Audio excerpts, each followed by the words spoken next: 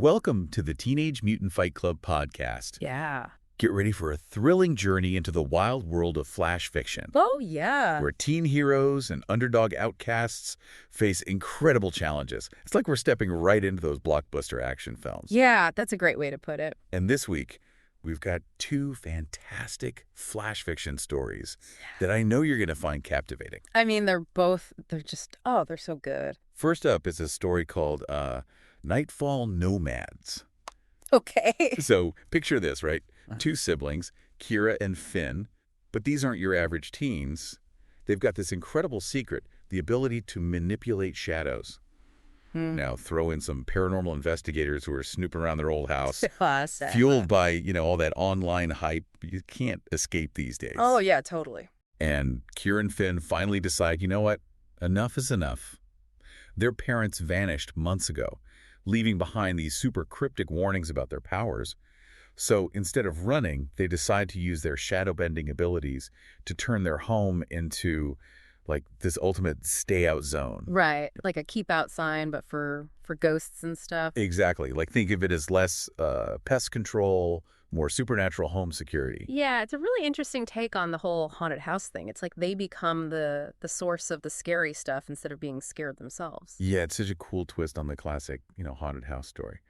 Okay, so then we're blasting off to the stars. We're going to space. With our second flash fiction story, Starship Sentinels. Picture this.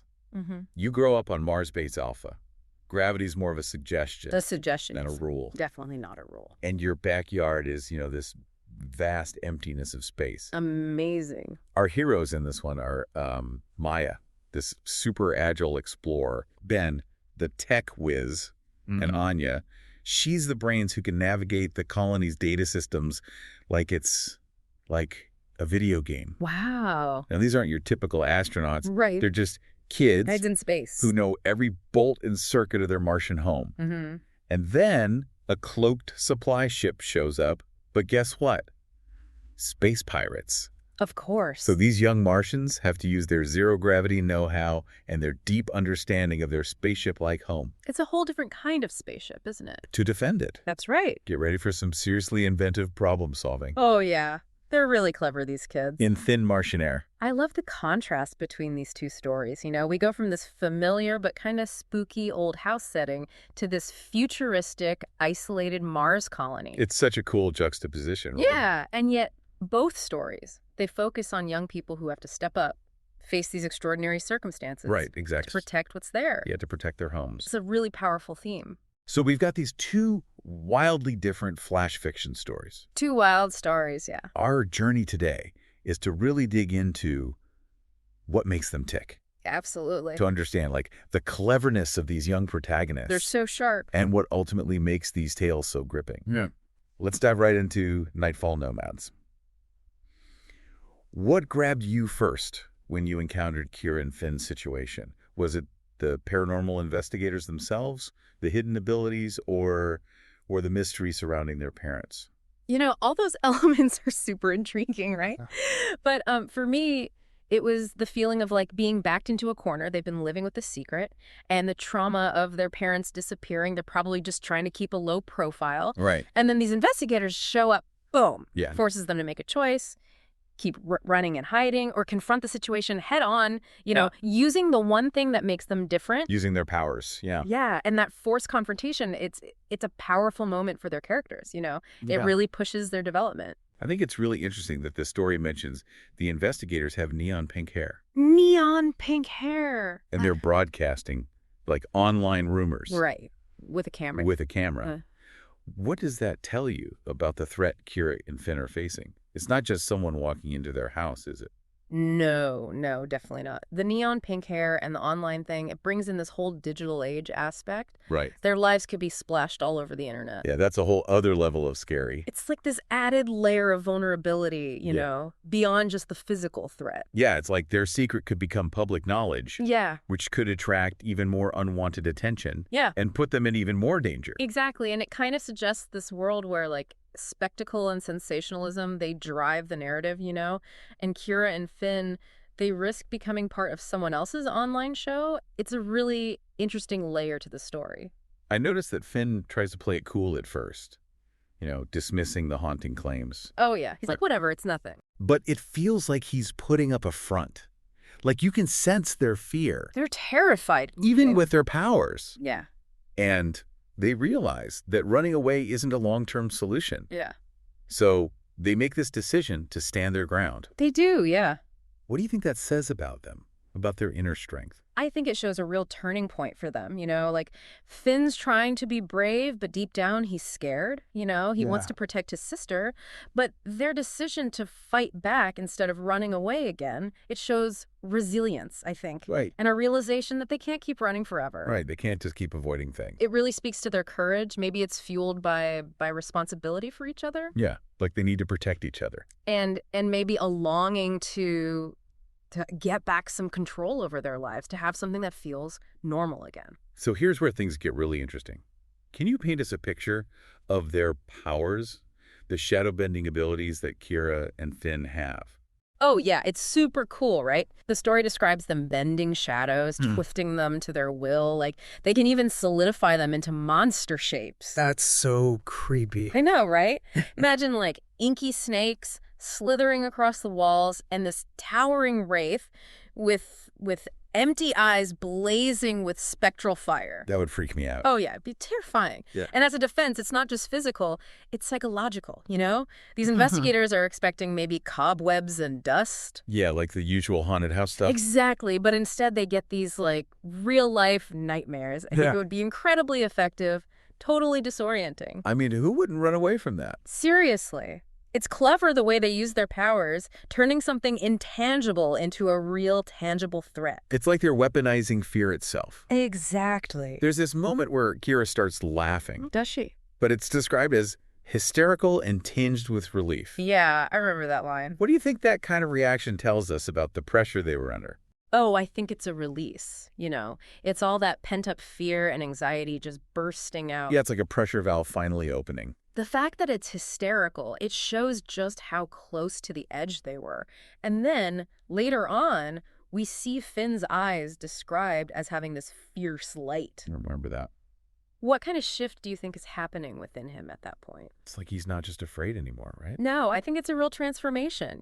He's not just reacting to the threat anymore. He's embracing his power. It's a newfound determination. He's not just scared. He's ready to fight for their home. The story ends with this really evocative idea. Yeah. That they will now be the ones haunting the darkness, becoming these shadow shifters defending their castle. Shadow shifters, I love that. What do you think that transformation really signifies for them moving forward? How has this whole encounter changed their perspective on who they are and what they can do?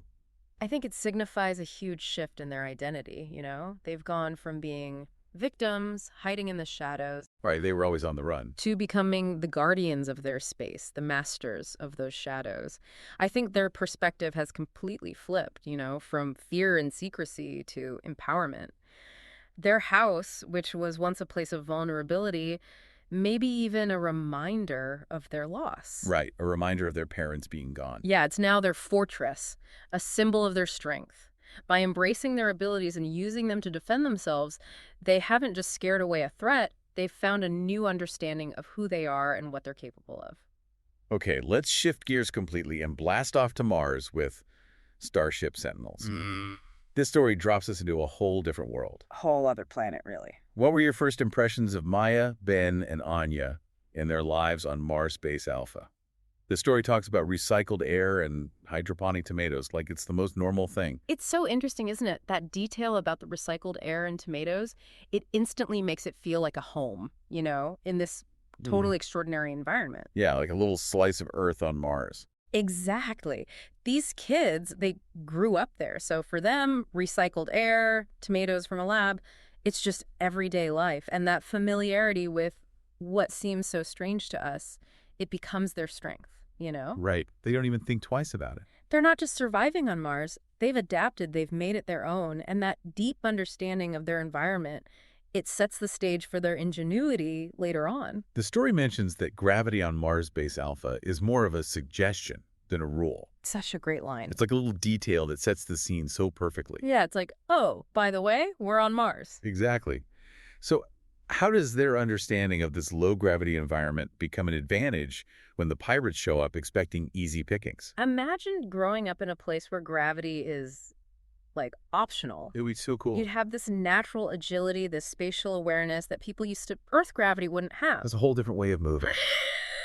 They can move quickly, unpredictably, in ways that would disorient anyone else. Think of it like someone who grew up swimming underwater versus someone who's only ever been on land. Oh, that's a good analogy. The Martian kids, they understand movement and balance in this unique environment. It's their everyday reality, but it becomes this tactical advantage. Why do you think the pirates underestimated them? Was it just because they were kids? I think it was a combination of things. Kids, they're often seen as inexperienced, vulnerable. Right, easy targets. And the isolation of Mars Base Alpha, it probably made the pirates think, oh, they won't have much defense. Yeah, like no one's going to come help them. It's classic underestimation, Yeah. They didn't factor in the resourcefulness that comes from living in such a challenging environment. They thought it would be easy pickings. Okay, so Maya comes up with this really audacious plan. Audacious. I love that word. And Ben turns a maintenance spot into a decoy. And Anya hacks the airlock controls to create a trap. This is some next-level ingenuity, don't you think? Oh, it's incredible. Their actions show how smart they are, how skilled they are. Maya's plan, it probably uses their understanding of low gravity to their advantage. And Ben, turning that maintenance bot into a decoy, that shows a deep understanding of the base's technology, And Anya hacking the airlocks, that's like she's mastered their digital infrastructure. And remember, the story says their playground was a labyrinth of maintenance ducts and solar arrays. Oh, yeah. It's like they grew up learning the ins and outs of their Martian home. They're not just living there, they're connected to it, and they use that knowledge to protect it. I love the part where they use a distorted voice to warn the pirates about a malfunction in quarantine. Oh, yeah, that's so clever. It plays with the pirates' minds, doesn't it? It totally throws them off guard. It's brilliant. Pirates, they want to minimize risk. They want things to be quick and easy. The idea of a malfunction, a quarantine, it suggests danger, delays. Yeah, like they could get trapped. Exactly. It makes them think twice. And ultimately, they choose to run away rather than risk getting caught or exposed to some unknown danger. Anya also does this super smart thing where she tags the pirate's hull with the tracker. That shows they're thinking ahead, right? It's not just about immediate self-defense. It shows a strategic awareness that goes beyond the moment. By tagging the ship, they're potentially bringing down the full force of space law on those pirates. It's like, even in the vastness of space, there's a system, a network. Yeah, and their actions have consequences. And they understand that. They're thinking long-term. Ben's line, "Space cops owe us big time." It's such a great moment. It's funny, and it highlights their success. The story ends with this idea that the colony is not just safe, but smarter. A labyrinth wired by kids who knew its every breath, every pulse. I love that description. It's so evocative. How does that contrast with the pirates' idea that it would be easy pickings? What makes their victory so satisfying? It's a complete reversal, right? The pirates thought they were dealing with a weak, isolated colony. And instead, they get outmaneuvered by a bunch of kids who know their home better than they know themselves. It's a victory of intellect over brute force. They didn't just survive, they thrived. So as we wrap up our journey into these two thrilling flash fiction stories, what are some of the key takeaways for you? For me, it's the resilience and ingenuity of young people. You see it in both stories, this incredible ability to adapt and overcome challenges. It's really inspiring. We see the power of resourcefulness in Nightfall Nomads and in Starship Sentinels. It's all about deep knowledge of your environment and quick thinking. Exactly. It shows that strength comes in many forms. And it's not always what you expect. Both sets of characters, they were underestimated, but they were incredibly capable of protecting what mattered to them. It makes you think, doesn't it? It does. What hidden strengths do we all have? What could we achieve if we were pushed to our limits? What would you be ready to face? It's a great question. We hope this journey into the Nightfall Nomads haunted house and the Starship Sentinels Martian standoff has sparked your imagination. Absolutely. I think these stories remind us that we're all capable of more than we think. Thank you for joining us on the Teenage Mutant Fight Club podcast. It's been a blast. Be sure to rate and follow the show for more captivating stories of teen heroes and underdog outcasts. Until next time.